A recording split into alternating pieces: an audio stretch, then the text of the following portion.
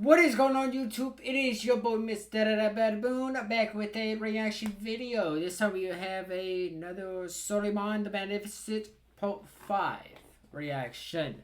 We got this one and then the final part, which is Part 6. So hopefully you guys are enjoying the little mini series about this, reacting to this, learning about this guy and everything about he's done and stuff. You know what I mean? I'm definitely excited to learn more about him on part 5 and part 6. I'm definitely excited. Hopefully you guys are all enjoying it. So, with that being said, make sure you guys do check the description. I got the video and the channel link down below in the description. If you guys want to check it out, you guys can. Definitely check the channel out though. I will say, definitely check them out. So, with that being said, let's go ahead and get into the reaction. So, first thing first, we wanna like the video, full screen, the video, and then boom!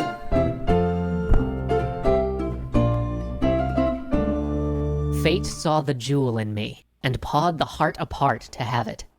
It was one of his favorite poems. Once he saw the joy all throughout it, the hope with the struggle. But over time he had forgotten it all. All but that one line. It was 1533. Ibrahim led his forces one more time. This time they headed south. The Safavids had acted to anger him on more than one occasion. Now he would do away with the Shia kingdom to the south. But as Ibrahim marched his army south, he found that sun and mountains were their principal opponents. Territory was captured, but no battle was ever had. They wintered, then they captured Tabriz, the capital of the Safavids, without a fight. Now it was Suleiman's turn to join them, to accept homage and to remind his provinces of his might. There was only one problem with this conquest. The leader of the Safavids was nowhere to be found. He wasn't in their capital when Ibrahim marched in, and neither was his army. So they pushed deeper into Safavid territory, and yet, nothing. No army, no Shah. They took the ancient city of Baghdad, and yet during the whole march, their force wasn't even harassed. Are you telling me they just, like, disappeared? Or some shit like that? Not a trace was found of this phantom desert army or their king. What? The only way they knew this army was even real was the fact that everywhere they went, all the grain was missing. Markets were stripped bare, fields were burnt, wells smashed. Try as they might, his majestic imperial army of 200,000 simply couldn't catch up to the force of light horse of the Safavid king. No matter how far they chased him, he would always dance back, burning all in his wake. Eventually, he was forced to call off the pursuit. His grand army of 200,000 had lost 30,000 men without ever firing a shot. Supplies were just too difficult to attain, and his line of communication with his capital was stretched too thin. Even as he marched back to Istanbul, showered in praise and glory, he wondered how long they could even hold on to such remote and inhospitable territory. But something even worse troubled his mind. A black rage filled him. For months, Roxolana had been whispering to him of how his vizier, Ibrahim, was starting to forget who was sultan, that his friend had been returning friendship with ingratitude, that he considered himself master and Suleiman slave. He had put these words from his thoughts. He could not doubt Ibrahim. But on the campaign, Ibrahim had said that he would take the title of Saraskar Sultan. Now, in Safavid Persia, the governors were known as sultan, but in the Ottoman Empire, there was only one sultan. It burnt like a coal in his chest. It gnawed at his heart and wouldn't let him go. Each step on the road to Istanbul, it consumed his mind. Every minor irritation, every little problem, every small sign of arrogance from Ibrahim rekindled the thought with renewed vigor. At the start of January, they arrived back in Istanbul, and the thought still would not leave him. On the 15th of March, Ibrahim's body was found strangled in his room. There would be only one sultan in the Ottoman Empire. Your father knows about saving money. Everything I'm wearing, I've had since boot camp. I mean, I ain't gonna lie. And I just saved on my car insurance. The next years passed in a renewed I ain't gonna lie. It seems like he did it. He had the motivation and all that other. You know what I mean? It feels like I want to say he might have did it. rivalry with that hated Spanish prince, Charles. Charles's forces had seized Tunis out from under him while he'd been busy in Safavid Persia, which led Suleiman to finally truly ally with the French. He joined them in their war in Italy against the Habsburgs, and broke with the ancient policy of Ibrahim to go to war with Venice. The war in Italy was poorly managed all around, with the French showing their true colors and often seeming more embarrassed to have a Muslim ally than they were eager to crush their foe.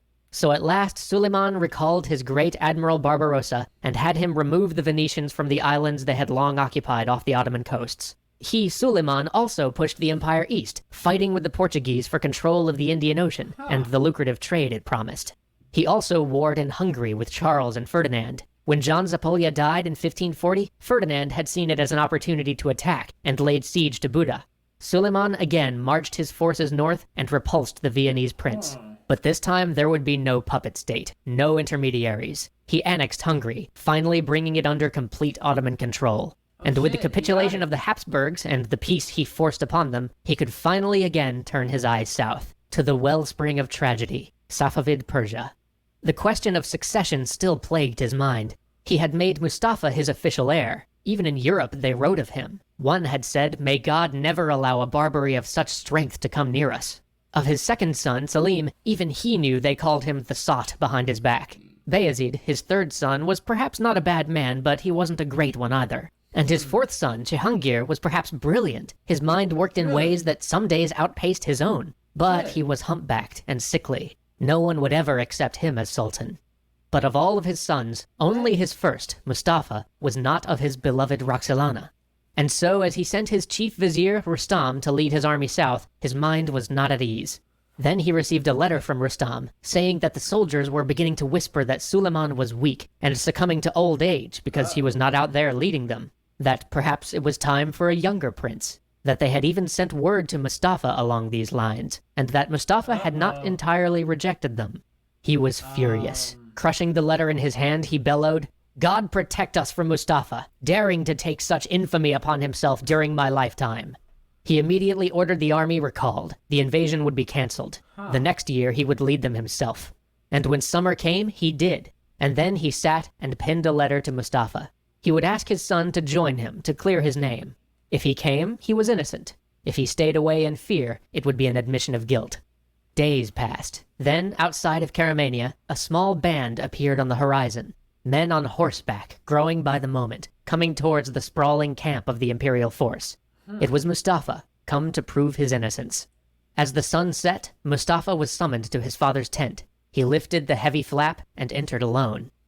Immediately he was set upon from all sides, while from behind a curtain his father watched in silence. But Mustafa fought with the strength of 10 men and threw off all of those who piled upon him. They raced forward to seize him again, but he froze them all with a look. The men wavered. Perhaps they were about to join this young warrior, so proud and alive. But then Suleiman stood and peered over the curtain with a glare of such fear and rage that the men all threw themselves upon Mustafa again. Damn. This time he could not shake them off. Once he was pinned, one of the men seized a nearby bowstring and strangled him to death. They then threw the body in front of the tent for all to see. But even as they did so, the black rage passed, and he, Suleiman, sank back down into his chair and wept. He would pay many times for this decision. So would his empire. So would the entire Ottoman world. For one decision sometimes decides 1,000 other choices. Now he had no option but to kill Mustafa's son, his own grandson, and so he sent men to Bursa to deliver the order. When they arrived and read the order to Murad, Mustafa's son, he simply said, "I am willing to die in obedience, not to the emperor's orders, but to God's."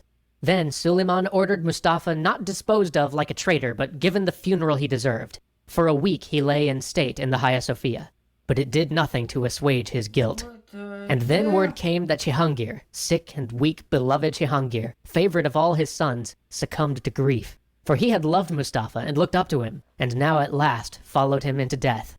And he was left with but 2 sons. But even as he campaigned in Persia, his decision caused other rebels. Yeah, I can kind of see what what some issues is going to begin. Because, I mean, there's a good chance that the first son that he killed maybe would have taken it to farther. Maybe, I don't know. It's hard to say.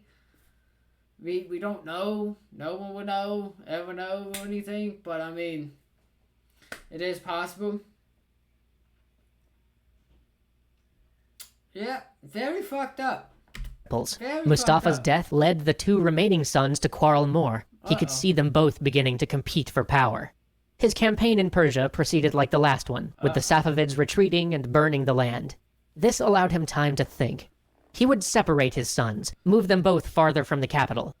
He would never be able to achieve a complete victory against the Safavids. They kept him occupied for a few years before he could finally force on them, if not the peace he desired, at least a peace he could accept.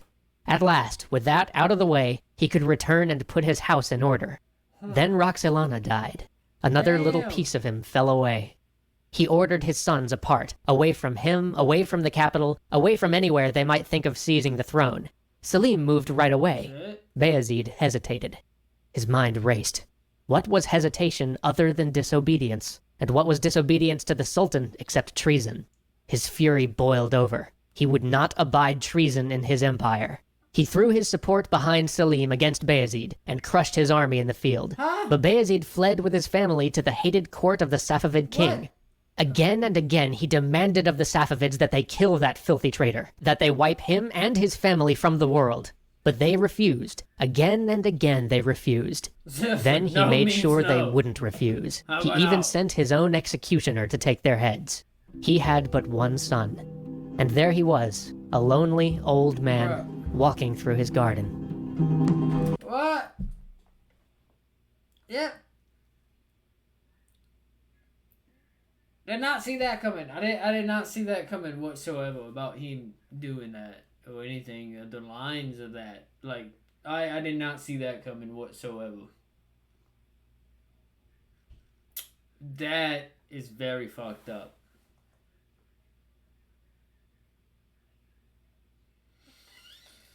That is fucked up, bro. Like, damn. Like, he did that to his own kid, bro. His own kids. His own kids. He did that. The only one he didn't have a hand in is, what was that one kid's name? You know what I mean. There was only one he didn't have a hand in doing. His wife and that one son. I think everyone else he did. So it's just like, very fucked up. Hopefully you guys did enjoy. Make sure you guys check out the other parts. Part 1, Part 2, Part 3, Part 4. I will see you guys in the next video. Positivity is key. Motivation is key. Happiness is key. You guys stay safe. Watch out for each other. I'll see you guys in the next video. You guys stay safe. Watch out for each other.